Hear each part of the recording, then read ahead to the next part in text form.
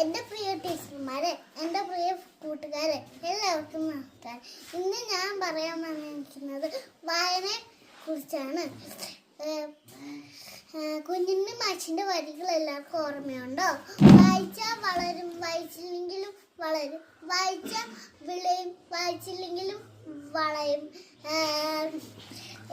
പണ്ട് കാലത്തെയും ഇന്ന് കാലത്തെയും വായന. പണ്ട് കാലത്തെ മുത്തശ്ശിമാരും വായന എങ്ങനെ വായിച്ചുകൊണ്ടിരുന്നതെന്ന് അറിയാമോ?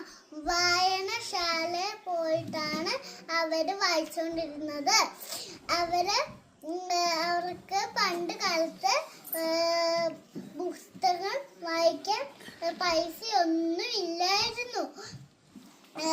അപ്പം അവരുടെ കൂട്ടുകാരുടെ അടുത്ത് പോയി അവര് കഥാപുസ്തകം വായിച്ചുകൊണ്ടിരുന്നു.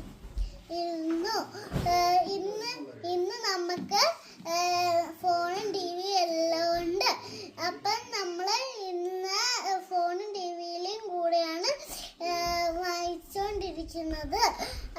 എന്നിട്ട് നമുക്ക് കുറച്ച് സമയം ഫോണിലെയും TVൻ്റെയും മാറ്റി വെച്ചിട്ട് നമുക്ക് പുസ്തകങ്ങൾ വായിച്ച് മിടുക്കിയും ആവാം. Thank you.